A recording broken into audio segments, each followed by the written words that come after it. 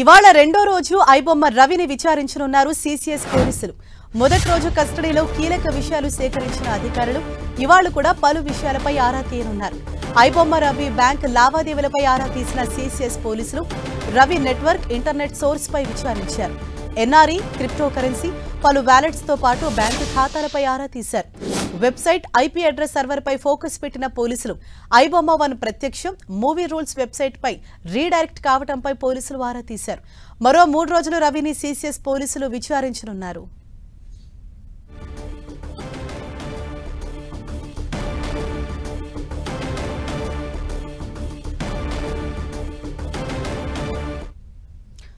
ఇదే విషయంపై మరింత సమాచారం అందించేందుకు మా ప్రతినిధి వెంకట్ మనకు అందుబాటులో ఉన్నారు. వెంకట్, మొదటి రోజు విచారణలో భాగంగా ఇమ్మడి రవి నుంచి ఎటువంటి కీలక విషయాలు రాబట్టారు? అలాగే ఇవాళ ఏ కోణాల్లో ప్రశ్నల వర్షం కురిపించనున్నారు?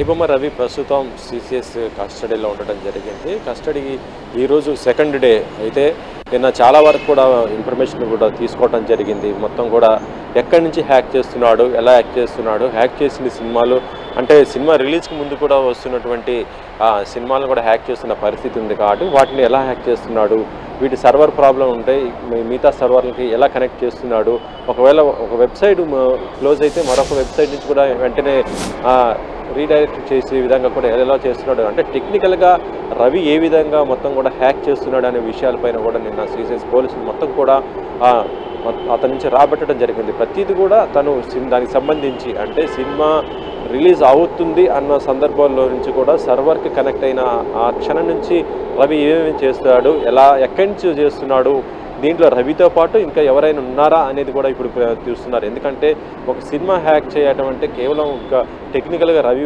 మాత్రమే కాదు, దీని వెనకాల ఒక పెద్ద నెట్వర్క్ ఉన్నట్టుగానే సిసిఎస్ పోలీసులు కూడా భావిస్తున్నారు.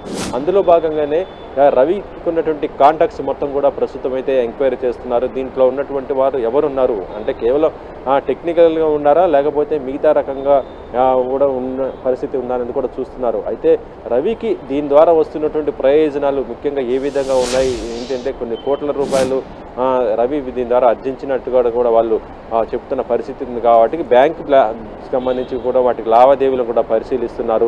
ఏ బ్యాంకులో ఎంత ఉంది, ఎక్కడి నుంచి వచ్చినాయి, ఎవరు ఇచ్చారు, ఎట్లా వచ్చింది, మొత్తం కూడా వీటిపైన కూడా సిసిఎస్ పోలీసులు మొత్తం కూడా ఎంక్వైరీ చేస్తున్న పరిస్థితి అయితే ఉంది.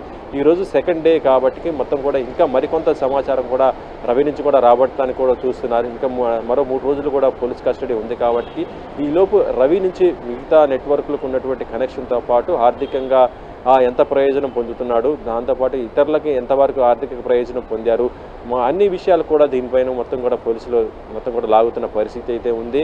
ఈ రకంగా సైబర్ క్రైమ్కి సంబంధించి మాత్రము అంటే సినీ ఇండస్ట్రీకి మాత్రము ఇది ఒక పెద్ద బూస్టప్ ఇచ్చే విధంగా అయితే కూడా ప్రస్తుతం అవుతుందని చెప్పవచ్చు. ఎందుకంటే ఐబొమ్మ రవి అరెస్ట్తో ఇటు సినీ ఇండస్ట్రీ కూడా చాలా సంతోషం వ్యక్తం చేస్తున్నది.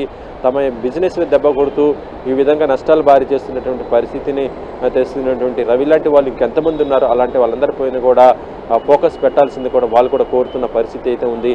ఇక రవి ఇచ్చేటువంటి ఇన్ఫర్మేషన్ ద్వారానే ఇంకా ఎక్కువ కూడా మొత్తం కూడా ఇన్ఫర్మేషన్ కూడా రాబట్టే అవకాశం అయితే ఉంది. హరీష, ఎస్ వెంకట్, అలాగే ఆల్రెడీ వెబ్సైట్ను, ఐపీ అడ్రస్ను హ్యాక్ చేసినప్పటికీ కూడా ఐబొమ్మ బప్పం టీవీలను బ్లాక్ చేసినప్పటికీ కూడా ఇంకొకటి కొత్త వెబ్సైట్ ఓపెన్ అవుతుంది, ఐబొమ్మ వన్.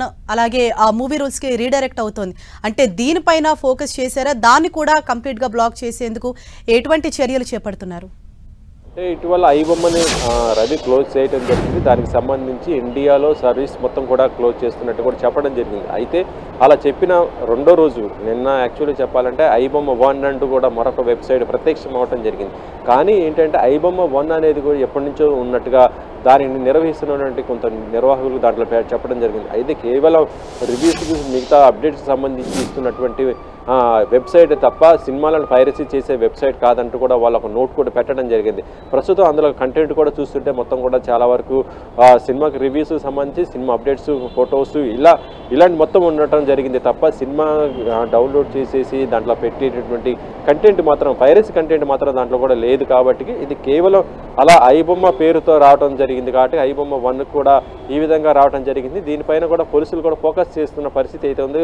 ఒకవేళ దీని వెనకాల కూడా ఉన్నారా ఇంకా అనేది కూడా చూస్తున్న పరిస్థితి అయితే ఉంది. ప్రస్తుతం అయితే ఐబొమ్మ 1 నుంచి కూడా వాళ్ళు పెట్టినటువంటి ఒక మెసేజ్ దాంట్లో పెట్టినట్టు దాన్ని చూస్తుంటే అది కేవలం రివ్యూస్కి సంబంధించి అప్డేట్స్కి సంబంధించి వెబ్సైట్ తప్పితే కేవలం పైరసీకి మాత్రం సంబంధించి ఎటువంటి సంబంధం లేదని కూడా చెప్తున్న పరిస్థితి అయితే ఉంది. Harisha. Right, thank you Venkat.